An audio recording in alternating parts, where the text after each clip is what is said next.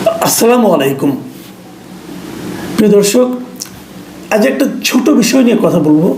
বিষয়টা ছোট, কিন্তু এটা নিয়ে আমার চিন্তাটা একটু বিস্তৃত। আমি আসলে ভাবার চেষ্টা করছি যে ছোটোখাটো বিষয় কিভাবে আমাদের পুরো সমাজকে সংক্রমিত করছে, পুরো সমাজকে আক্রান্ত করছে, এবং আমি বলবো পুরো সমাজকে অসুস্থ করে তুলছে। ঘটনাটা একটা ছোট্ট উপহার নিয়ে। উপহারটা হলো আমাদের জ্বালানি বিষয়ক উপদেষ্টা মিস্টার মোহাম্মদ ফজলুল কবির খান। উনি আলজেরিয়ার জাতীয় দিবসে গত রাতে আলজেরিয়ার বাংলাদেশে যে আলজেরিয়ার দূতাবাস আছে সেখানে গিয়েছিলেন প্রধান অতিথি হিসাবে যোগ দিতে। মানে উনি যে প্রধান অতিথি হবেন এটা পররাষ্ট্র মন্ত্রণালয়ের মনোনয়নের মাধ্যমেই হয়েছে। মানে ওরাই হয়তো জানতে চেয়েছে আমাদের এখান থেকে একজন উপদেষ্টা পর্যায়ের কাউকে আমাদের এখানে অতিথি করতে চাই। পররাষ্ট্র মন্ত্রণালয় ফজলুল কবির খানের নাম দিয়েছেন, উনি সেখানে গিয়েছেন এবং সেখানে থাকাকালে ওই দূতাবাসের পক্ষ থেকে ওনাকে একটা উপহার দেওয়া হয়। উপহারটা কি? উপহারটা একটা নৌকা। আপনি নৌকার ছবিটা দেখেন, আপনারা, আমি দেখাচ্ছি আপনাদেরকে। সেখানে একটা পাল তোলা নৌকা এবং দাঁড় বেয়ে যে নৌকাগুলি যায় সে ধরনের নৌকা, যেগুলো আমাদের গ্রামে আগে ছিল। এখন তো পাল তোলা নৌকা পাওয়া যায় না, এখন তো ম্যাক্সিমামই আপনার ইঞ্জিনে চলে, ভটভটিতে চলে। কিন্তু ওই নৌকা হয়তো এখন আর দেখাও যায় না। সেরকম একটা নৌকা ওনাকে দেওয়া হয়। এখন সেই নৌকাটা নিয়ে উনি পড়ে যান বিপদে। উনি এটা কি করবেন বুঝতে পারছিলেন না।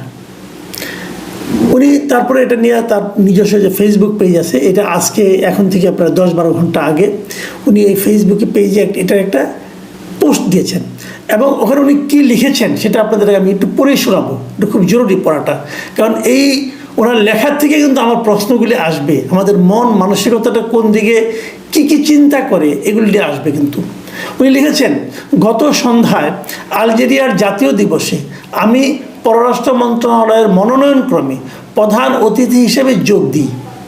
অনুষ্ঠানে আমাকে পাল তোলা দাঁড় পরিচালনাকারী মাঝি সহ নৌকার প্রতিকৃতি উপহার হিসেবে দেওয়া হয়। কূটনৈতিক সৌজন্যবশত আমি তা গ্রহণ করি। উপহারটিতে দূতাবাসের নাম লিখিত আছে। লক্ষ্য করুন, এটার সঙ্গে আওয়ামী লীগের নির্বাচনী প্রতীকের কোনো মিল নাই। খেয়াল করবেন। এখন ওনার প্রশ্ন যে এখন আমি এটি আলজেরীয় দূতাবাসে ফেরত পাঠাতে পারি, এটা অসৌজন্যমূলক ও হীনমন্যতা প্রসূত হবে। 1 নম্বর। 2 নম্বর অপশন, 2, সরকারি তোষাখানায় জমা দিতে পারি, যদিও এটা খুব মূল্যবান কিছু নয়। 3, শৈলান প্রবীণ নিবাসে রাখতে পারি। মানে শৈলান প্রবীণ নিবাস নামে একটা প্রবীণ নিবাস আছে যার সঙ্গে উনি জড়িত আর কি। অথবা 3, 4, নিজের কাছে রেখে দিতে পারি, পাঠকের পরামর্শ পেলে উপকৃত হব। এই যে উনি স্ট্যাটাসটা দিয়েছেন, এর নিচে অনেক কয়টা আপনার কমেন্ট আসছে, তারপরে আপনার এই লাইকিং ডিসলাইকিং আসছে। মোটামুটি আমি দেখলাম 670টা কমেন্ট এসেছে। মানে 670 জন লোক ওনাকে নানা ধরনের পরামর্শ দিয়েছেন। পরামর্শ অনেক ধরনের এসেছে। কেউ বলেছে সামান্য একটু উপহার, এটা আপনি নিজের কাছে রাখতে পারেন। কেউ বলেছে সরকারি তোষাখানায় জমা দিন। আবার কেউ বলেছে এটা শৈলান প্রবীণ নিবাসে জমা দিন, তাহলে ওখানে বয়স্ক লোকরা আছেন, ওনারা শৈশবের স্মৃতিচারণ করতে পারবেন। এরকম অনেক কথাই আসছে, যদিও কেউ এটাকে ফেরত দেওয়ার পরামর্শ দিয়েছে বলে আমি এখনও দেখিনি। তো এই যে মন্তব্যটা, নানা রকম মন্তব্য আসছে, আমি এখানে যে ব্যাপারটা নিয়ে সবচেয়ে বেশি গুরুত্ব দিচ্ছি যে ওনার একটা মন্তব্য, ওনার একটা বাক্য লক্ষ্য করুন। উনি বলেছেন এটার সঙ্গে আওয়ামী লীগের নির্বাচনী প্রতীকের কোনো মিল নেই। আমার কথা হলো, ওনাকে এই কথাটা লিখতে হলো কেন? মানে আওয়ামী লীগের নির্বাচনী প্রতীকের মিল থাক বা না থাক, এটা ওনার মাথার মধ্যে ঢুকলো বলে উনি লিখলেন। এটা ওনার মাথায় ঢুকলো কেন? এই ঢোকার কারণটা কি? এটা কি ওনার ব্যক্তিগত সংকীর্ণতা, নাকি আমাদের সমাজে যা চলছে সেই চলমান যে চিন্তা ভাবনাগুলো সেগুলো ওনাকে প্রভাবিত করেছে? আমি ওনার ব্যক্তিগত সংকীর্ণতা মনে করি না।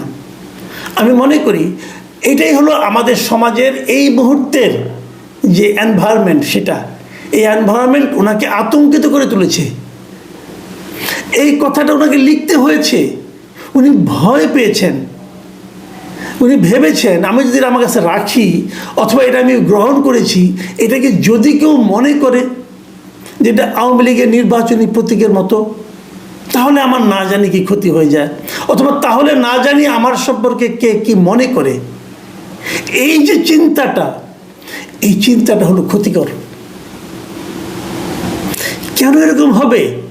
একটা দেশে অনেকগুলো রাজনৈতিক দল থাকবে, একটা দেশে অনেকগুলো রাজনৈতিক মত থাকবে, একটা দেশে অনেকগুলি রাজনৈতিক দলের নির্বাচনী প্রতীক থাকবে। এই প্রতীকগুলির তো নিজস্ব কোনো দোষ বা গুণ নেই। এই প্রতীকগুলো ইটসেলফ, যে মার্কাটা আছে, সিম্বলটা আছে, এই সিম্বলটার কিন্তু কোনো ক্ষতি করার অথবা লাভ করার কোনো যোগ্যতা নেই, কোনো ক্ষমতা নেই। ক্ষতি করার ক্ষমতা হলো পলিটিশিয়ানদের মাথায়, লাভ করার ক্ষমতা ওনাদের মাথায়। এমনকি ওনাদের গঠনতন্ত্র নিয়েও আমার অত টেনশন নাই, কারণ ওই গঠনতন্ত্রকে কে কীভাবে প্রয়োগ করবে তার উপরে অনেক কিছু নির্ভর করে।